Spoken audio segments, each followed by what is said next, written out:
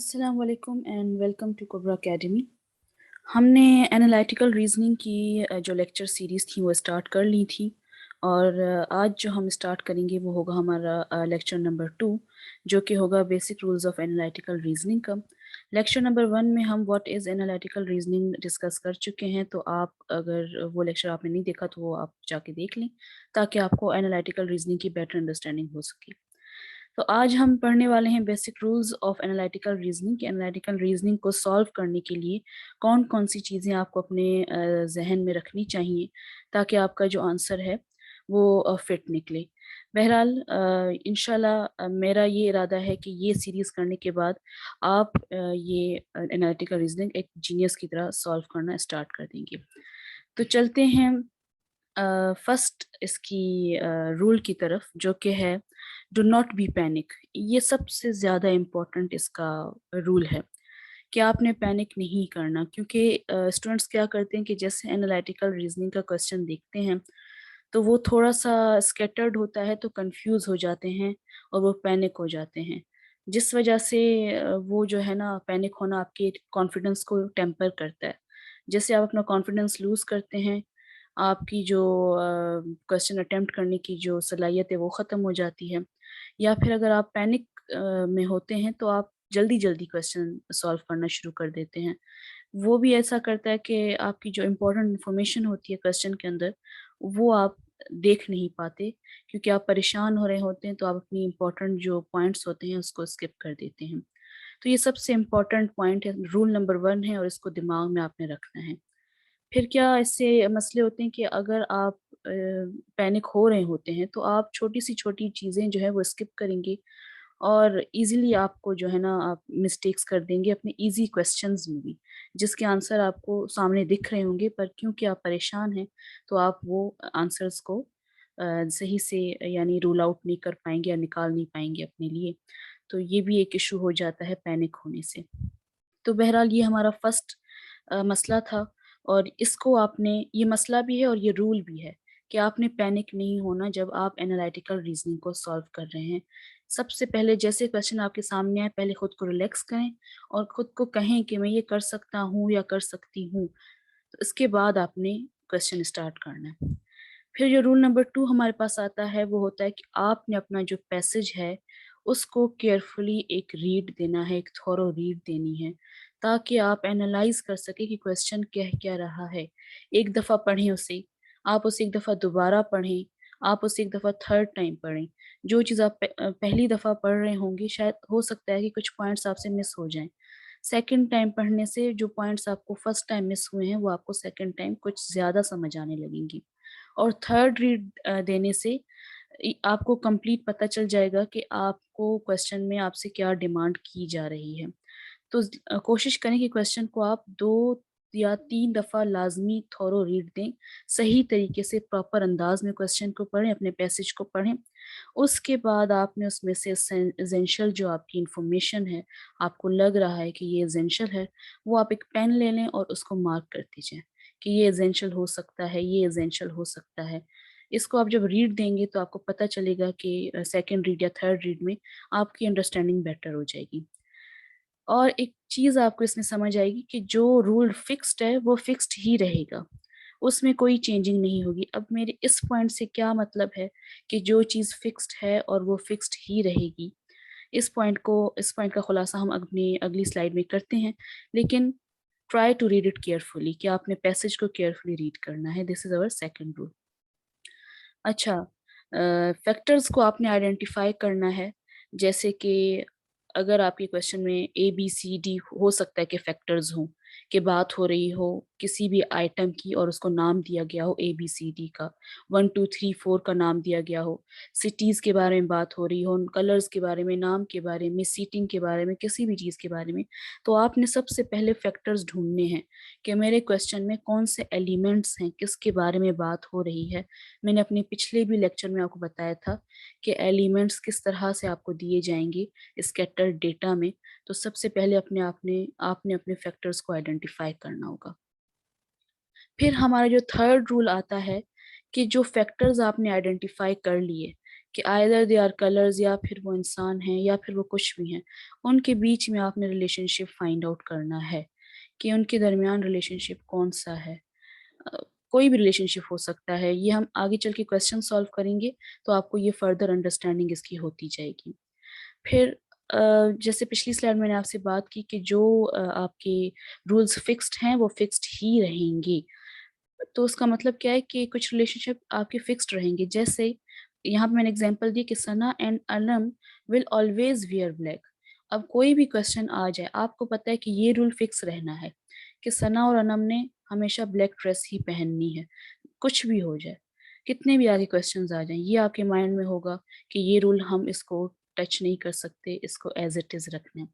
फिर ऐसा भी होता है कि कुछ जो रूल्स हैं वो वेरिएबल भी होते हैं, जैसे कि मैंने कहा यहाँ पे एग्जांपल में कि Ayesha must where either green और येलो। आप अपनी कंडीशंस में इस चीज़ को फोकस में रखेंगे कि आयशा ग्रीन ड्रेस भी पहन सकती है और येलो भी पहन सकती है, ये फिक्स्ड नहीं है, दिस इज़ वेरिएबल। उसके हिसाब से आपने क्वेश्चन को अटेम्प्ट करना है। Wordings are too much important in our analytical reasoning question, उसका बहुत ज़्यादा आपने ख्याल रखना है। जब हम क्वेश्चन करेंगे तो ये आपको समझ आ जाएगी।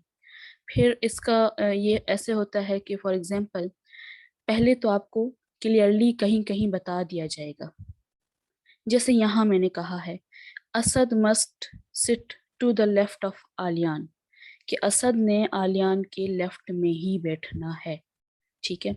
फिर कुछ क्वेश्चंस में यही चीज आपको घुमा फिरा के दी जाएगी, वो क्लियरली स्टेटेड नहीं होंगे, जैसे कि Asad must be to the left of Aliyan and other condition says that. फिर दूसरी कंडीशन आएगी आपके पास, फर्स्ट कंडीशन में आएगा कि असद को आलियान के लेफ्ट पर बैठना है। फिर दूसरी कंडीशन में आएगा Kabir must sit to the left of Asad, Kabir को असद के लेफ्ट पर बैठना है। तो आप देख लो कि अगर कबीर असद के लेफ्ट में बैठेगा तो वो आलियान के भी लेफ्ट में होगा ना। इनडायरेक्टली आपको ये पता चल रहा है कि ये जो सेटिंग हुई है ये इन दोनों से कनेक्टेड है, असद और आलियान से। तो ये भी हम क्वेश्चन करेंगे तो आपको ज़्यादा पता चलेगा, इस तरीके से हम इसको रिड्यूस कर सकते हैं कि आपको कहीं पे क्लियरली बता दिया जाएगा और कहीं पे आपको घुमा फिरा के बात की जाएगी। तो अब हम इसको क्वेश्चंस में आपको ज़्यादा आपको मैं क्लियर करके ये बता दूंगी। फिर हम चलते हैं अपने फोर्थ पॉइंट पर, जो कि है कि आपने खुद से अजम्पशंस नहीं करनी। एनालिटिकल रीजनिंग में आपको डाइवर्ट किया जाएगा, लेकिन आपको फॉल्स इंफॉर्मेशन नहीं दी जाएगी। तो आपने अज्यूम नहीं करना कि जो क्वेश्चन दिया गया है आपने उसके फैक्टर्स और रिलेशनशिप्स के बीच में कंफ्यूजन क्रिएट नहीं करनी। आप ये अंदाज़ा नहीं लगाएंगे कि हो सकता है कि वो आपको ट्रिक करने के लिए जो क्वेश्चन है उसने दिया हुआ हो, वो कभी भी आपको इस तरीके से क्वेश्चन नहीं देगा। अज्यूम आपने नहीं करना बिल्कुल भी। अगर आपको फॉर एग्जांपल दिया गया है कोई हाइट और वेट का क्वेश्चन, तो आपने अगर आपको दिया गया है कि एक बंदा जो है वो दूसरे बंदे से टॉलर है, अब मैं असद और आलियान को ही ले लेती हूँ कि असद आलियान से टॉलर है, लंबा है, लेकिन आपने ये अज्यूम नहीं करना कि असद आलियान से हैवी भी हो। ठीक है, टॉलर है डजेंट मैटर, हो ये ज़रूरी नहीं है कि वो उससे हैवी भी हो। तो ये आपकी अजम्पशन अगर आप करेंगे तो आप ये आपके कंक्लूजन को बहुत हैविली इम्पेक्ट करेगा। आपने अज्यूम नहीं करना। If one person is taller doesn't mean कि वो हैवी भी हो सकता है कि वो उसके वेट से लाइट वेट हो जिससे वो टॉलर है। तो बहरहाल ये भी इंशाल्लाह आगे चल के क्लियर हो जाएगा। तो बात यह है कि आपको जो कंडीशंस दी जाती हैं वो ट्रू होती हैं। लॉजिकल रीजनिंग में कभी कभी बात को घुमाया जाता है, ट्रिक की जाती है, लेकिन एनालिटिकल रीजनिंग में वो आपको डेटा देते हैं, लेकिन स्कैटर्ड तरीके से आपने ढूंढना होता है, लिंक्स बनाने होते हैं, ये इंपॉर्टेंट बात है। तो वो ट्रिक नहीं करते आपको, आपको उसको सॉल्व करना होता है क्वेश्चन को सही तरीके से कनेक्शंस बना के। Connections is very much important. फिर हम आगे चलते हैं तो हमारे पास होता है कि हमें कुछ इम्पॉर्टेंट वर्ड्स दिए गए हैं जो कि रिलेशनशिप को डिफाइन करते हैं या फिर रिलेशनशिप को लिमिट करते हैं।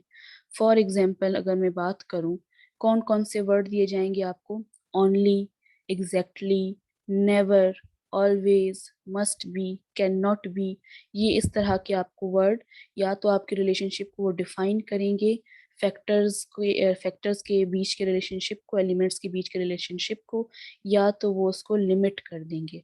फॉर एग्जाम्पल, अगर मैं कहूँ आपसे कि doctor Irfan must visit on Monday and Tuesday, sorry मैंने यहाँ क्लिनिक नहीं लिखा, बहरहाल डॉक्टर इरफान को अपना जो क्लिनिक है या कोई हॉस्पिटल है must visit on Monday and Tuesday, ठीक है। ये फर्स्ट स्टेटमेंट थी। अब अगर मैं दूसरी स्टेटमेंट लिखूं, doctor Irfan will only visit on Monday, अब आप देखो कि ऊपर जो ये डेफिनेशन जो एग्जांपल मैंने यहाँ पे दी हुई है, वहाँ मस्ट विजिट मस्ट है, but visit on Monday and Tuesday, यहाँ पे फिर है ओनली, सिर्फ विजिट करेगा मंडे को। तो ये आपने ख्याल रखना है इन चीज़ों का कि आपने इन वर्ड्स की बेसिस पर ही काम करना है आगे। फिर अगर हम आगे चलें तो इसका जो सिक्स्थ रूल है वो है organising the information. Organising the information बहुत ज़्यादा इम्पोर्टेंट है। मैंने अपने फर्स्ट लेक्चर में आपको एक एग्जांपल दिखाई थी, अभी वो करवाई नहीं है, वो मैं आपको आज कोशिश करूँगी कि उसका टच दे दूँ ताकि आपको कुछ समझ आ जाए। ऑर्गेनाइज कैसे करेंगे आप, आपकी मर्जी है, आप किस तरीके से ऑर्गेनाइज करना चाहते हैं उस डेटा को अपनी मेंटल एबिलिटी के हिसाब से। आइदर या तो आप उसको सिंबल्स में करें ऑर्गेनाइज, या तो आप उसको टेबल्स बनाएं उसकी, तो कुछ भी आप कर सकते हैं, symbols, chart, tables, circles for relationship को डिफाइन करने के लिए। क्योंकि असल बात ये होती है कि आप बार बार सारा क्वेश्चन तो नहीं पढ़ सकते ना, तो आपने जो रीड दे दिया 2 से 3 बार, उसी दौरान आपने क्या किया कि नीचे सिंबल्स की मदद से या टेबल की मदद से आपने एक साइड में डेटा बना लिया अपनी अंडरस्टैंडिंग के लिए, ताकि आप क्वेश्चन को सॉल्व कर सकें। अब ये जो एग्जांपल मैं आपको दिखा रही हूँ, ये एग्जांपल मैंने पिछली वीडियो में भी आपको दिखाई थी, लेकिन अब यहाँ पे मैं आपको बताऊंगी कि हमें ऑर्गेनाइज कैसे करना है। जैसे कि यही एग्जांपल थी, ये पॉइंट्स हैं, मैं आपको दोबारा से यहाँ इसको पोस्ट कर रही हूँ। For example, A is not a hill station. अब आप इसको 2 तरीक़ों से लिख सकते हैं। ए को आप इज इक्वल्स टू काट कर, अच्छा ये यानी आपने छोटा करके लिख लिया इस तरीके से आपकी अंडरस्टैंडिंग के लिए कि ए हिल स्टेशन से बिलोंग नहीं करता, या फिर आपने जो है बीच में क्रॉस का निशान लगा दिया अपनी बेटर अंडरस्टैंडिंग के लिए कि ए हिल स्टेशन से बिलोंग नहीं करता, वो वहाँ पे नहीं रहता, ठीक है। फिर इसी तरीके से आपने B and E are not historical places, तो मैंने इसको शॉर्ट फॉर्म में लिख लिया है, B and E are not historical, are not ये इज इक्वल्स टू और फिर ये कट का निशान, आर नॉट हिस्टोरिकल प्लेसेस। फिर आपके पास आता है D is not industrial area, तो यहाँ पे इस तरीके से मैंने इसको सिंबलाइज कर दिया, आप इसको अपने तरीके से सिंबलाइज कर सकते हैं। फिर आता है A and D R not historical cities, A and D historical cities नहीं है, और इस तरीके से मैंने इसको सिंबलाइज छोटा छोटा कर दिया। क्योंकि आप क्वेश्चन बार बार नहीं पढ़ोगे, तो यही इस तरीके से सिंबलाइज करने से आप अपना आंसर निकाल सकते हैं। और लास्ट है A and B are not alike, यानी जहाँ पे ए होगा वहाँ बी नहीं होगा, जहाँ बी होगा वहाँ ए नहीं होगा, इस तरीके से। या ये तो हमने सिंबलाइज कर लिया ना, अगर किसी को समझ आती है तो वो इस तरह से टेबल भी बना सकता है, जैसे कि मैंने यहाँ बनाया है। अब यहाँ पे आपको स्टार के जो मार्क्स हैं वो नज़र आ रहे होंगे, इसको आप क्रॉस समझ लें, ठीक है। तो हमारे पास कितने फैक्टर्स हैं आप खुद देखें, A B C D E F, यहाँ पे इनकी बात की गई है, बल्कि ये क्वेश्चन मैंने पिछली अपनी वीडियो में सारा दिया हुआ है, तो आप एक दफ़ा वहाँ से भी देख लीजिएगा। तो ये था कि A B C D E F जो हैं वो ये कुछ यानी 5 ऐसा समझे कि लोग हैं, और वो इन जगहों से बिलोंग नहीं करते, तो इसीलिए मैंने ये लिखा है। ऑल्दो यहाँ पे एक दो आई गेस के एफ के बारे में और सी के बारे में शायद जिक्र नहीं किया हुआ, लेकिन ये क्वेश्चन के स्टार्ट में था पिछली वीडियो में, तो आप देख लीजिएगा। खैर, अब अगर हमारी जो फर्स्ट डेफिनेशन है, मैं सिंबल्स को देख लेती हूँ कि A does not belong to hill station, तो मैंने क्या कर दिया कि सॉरी, ये फर्स्ट में हमारे पास आ गया हिस्टोरिकल सिटीज़, मैंने लिख दिया हुआ है।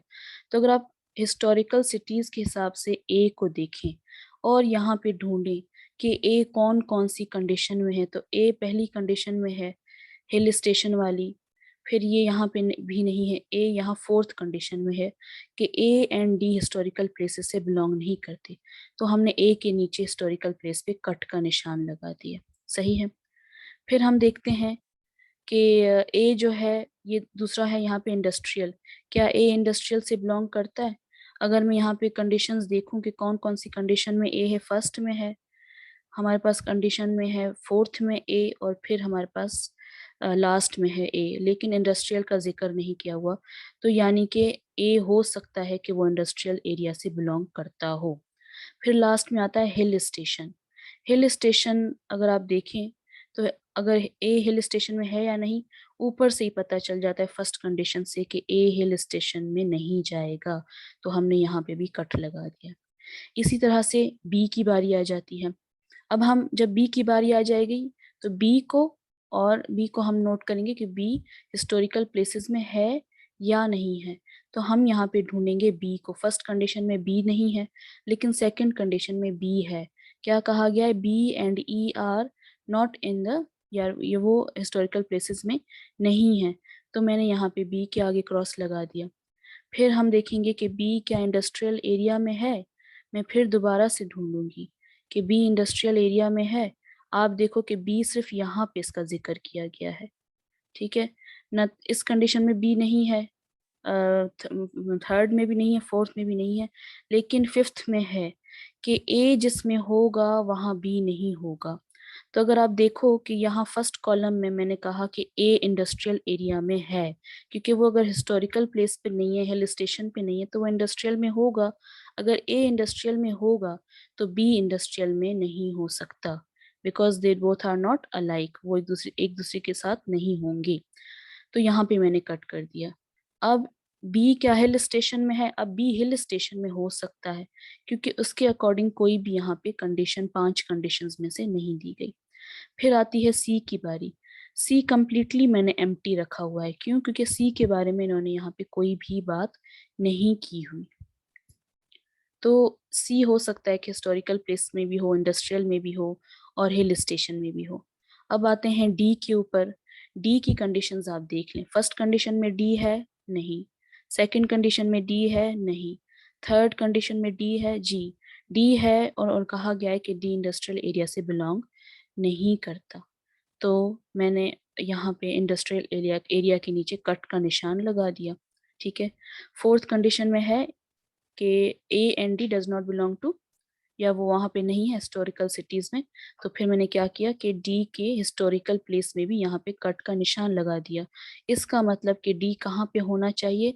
हिल स्टेशन में। अगर इन दोनों जगह पे नहीं है तो हिल स्टेशन में होना चाहिए।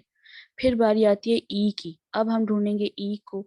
अगर आप देखें तो ई हमारे पास यहाँ पे है सेकंड कंडीशन में, और ई हिस्टोरिकल प्लेस में नहीं है, तो ई को मैंने हिस्टोरिकल प्लेस से के आगे कट कर दिया। लेकिन इसके अलावा जिक्र नहीं किया गया कि क्या बी ई जो है इंडस्ट्रियल एरिया में है या हिल स्टेशन में है। तो इसीलिए ई हो सकता है कि इंडस्ट्रियल में भी हो सकता है कि हिल स्टेशन में भी हो। फिर आते हैं एफ पर।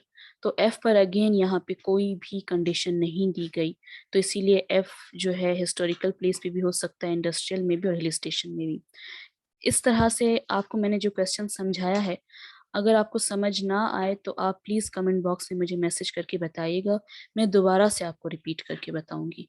कोई मसले की बात नहीं है, इसलिए डरने की ज़रूरत नहीं है आपको। अब इस क्वेश्चन को यहीं पे छोड़ देते हैं, मैं इसको फर्दर आपको सॉल्व करवाऊंगी, लेकिन एक और रूल आगे देख लेते हैं, ठीक है। वो रूल है हमारे पास एलिमिनेट द चॉइसेस। ये बहुत इंपॉर्टेंट ट्रिक है एनालिटिकल रीजनिंग को करने की, और वो ये है कि आपने रॉन्ग जो आपको चॉइस लग रही है उसको सबसे पहले आप एलिमिनेट कर दें, लेकिन वो रॉन्ग चॉइस वो होनी चाहिए जिसमें आप 100% श्योर हो कि ये 100% नहीं हो सकता। अगर आपको 90% भी शक हो रहा हो कि ये हो सकता है, तो उसको एलिमिनेट करने की ज़रूरत नहीं है, उसको आप अपने ऑप्शन में रखेंगे, क्योंकि एनालिटिकल रीजनिंग का ऊपर क्वेश्चन दिया जाता है और नीचे एमसीक्यूज टाइप क्वेश्चन होते हैं, आपको चॉइसेस दी जाती हैं। तो आपने सबसे पहले वो ऑप्शन एलिमिनेट करना है जो आपको 100% जिस पर आप श्योर हैं कि वो नहीं हो सकता। अब इस क्वेश्चन की तरफ हम दोबारा आते हैं जो मैंने यहाँ पे करवाया है, और मैं आपकी आसानी के लिए यहाँ से ये जो टेबल है ये कॉपी करके यहाँ पे लगा दूंगी। यहाँ पे हम आ जाते हैं और ये इसके एमसीक्यूज हैं। तो पहला है first, which two cities are industrial centres. यहाँ पे मैं कॉपी कर देती हूँ जो टेबल हमने बनाया है। अब अगर आप देखें कि ए एंड बी, पहला आता है A and B, which two cities are industrial centres.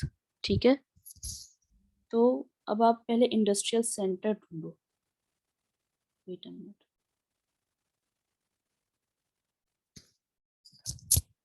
क्या ए इंडस्ट्रियल सेक्टर में हो सकता है? हो सकता है, आप देखो, हो सकता है। लेकिन एक कंडीशन ये भी तो थी ना कि ए और बी आर नॉट अलाइक। अगर ए इंडस्ट्रियल सेंटर में होगा तो बी नहीं होगा, इसलिए ये जो ऑप्शन नंबर ए है वो एलिमिनेट हो गया, वो हो ही नहीं सकता क्योंकि ए और बी एक सेंटर में हो ही नहीं सकते। ठीक है, which two cities are industrial centres. ठीक है, फिर आता है ई एंड एफ। अब आप देखो कि क्या ई इंडस्ट्रियल हो सकता है? बिल्कुल हो सकता है।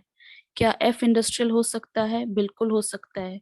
लेकिन हम अपनी आसानी के लिए दूसरे दोनों को भी आइडेंटिफाई करेंगे। क्या सी जो है इंडस्ट्रियल में जाएगा? सी जा सकता है। क्या डी जा सकता है? नहीं। आप देखें डी के ऊपर यहाँ पे कट का निशान लगा हुआ है, तो ये ऑप्शन हमारा रूल आउट हो गया। फिर डी ऑप्शन में अगेन डी है, तो ये ऑप्शन अगेन रूल आउट हो गया। तो इसका मतलब है कि हमारा जो आंसर है वो ये रहा, ई एंड एफ। ये हमारा आंसर हो गया। फिर दूसरा क्वेश्चन आपसे पूछा जा रहा है, which two cities are historical places. अगर अब दोबारा से हम देखेंगे ऑप्शंस को, फर्स्ट ऑप्शन है हमारा ए एंड सी। ठीक है, तो अगर आप देखो कि जो फर्स्ट ऑप्शन है ए, पहले ही कहा गया है, यहाँ पे कट का निशान है कि ए हिस्टोरिकल प्लेस है ही नहीं, तो ये जो ऑप्शन नंबर 1 है वो खत्म हो गया। फिर बी ऑप्शन नंबर आप देखो सी एंड एफ, क्या सी और एफ हिस्टोरिकल प्लेसेस हो सकते हैं? बिल्कुल हो सकते हैं, क्योंकि सी और एफ पे कोई भी कंडीशन नहीं थी, हो सकते हैं। लेकिन हम दूसरे दो ऑप्शंस भी चेक करेंगे, क्या बी और ई हिस्टोरिकल प्लेसेस हो सकते हैं? अगर आप देखो यहाँ पे बी हिस्टोरिकल प्लेस नहीं हो सकता, हमने यहाँ टेबल में उसके नीचे कट लगाया हुआ है, वो नहीं हो सकता। फिर आता है ए एंड डी, क्या ए एंड डी हो सकते हैं? अगेन ए नहीं हो सकता हिस्टोरिकल प्लेस, तो हमारे पास यहाँ पे राइट ऑप्शन है ये सी एंड एफ। ठीक है, फिर आते हैं क्वेश्चन नंबर 3 की तरफ, और यहाँ पे मैं इसको ज़रा रिप्लेस कर दूंगी, आपको दिखा दूंगी। Which two cities are hill stations. आप यहाँ पे बता दो कि which two cities are hill stations. आप ये जो क्वेश्चन है ये खुद ही आप मुझे आंसर कमेंट बॉक्स में दे दीजिएगा, यहाँ से क्वेश्चन नोट कर लें। इन दोनों जो है इनमें से 4 ऑप्शन में से कौन हिल स्टेशंस हैं? क्वेश्चन नंबर 3 आप खुद सॉल्व करेंगे, ये मैं सॉल्व नहीं करूँगी, और इसका आंसर आप मुझे बताएंगे, और जिनका आंसर ठीक होगा उनका इंशाल्लाह जिक्र फिर नेक्स्ट वीडियो में किया जाएगा। तो ये था हमारा जो है क्वेश्चन, हमने सॉल्व कर लिया। मेरे ख्याल से यहाँ तक आपको समझ आ गई होगी। अगर आपको समझ नहीं आता तो आप लाजमी मुझे बताइएगा, और ताकि मैं आपको दोबारा से समझाऊँ ये क्वेश्चन। आज के लिए मेरे ख्याल से इतना ही काफ़ी है। इंशाल्लाह मिलते हैं अपनी अगली वीडियो में और किसी क्वेश्चंस के साथ, और जो आप भी क्वेश्चन देंगे वो भी हम सॉल्व करेंगे, और अपनी तरफ से जितने भी हो सकेंगे वो सारे क्वेश्चन मैं भी सॉल्व करूँगी डिफरेंट बुक्स से। हमारे चैनल को सब्सक्राइब और लाइक करना मत भूलिएगा। तब तक के लिए अल्लाह हाफिज़ और अल्लाह निगहबान।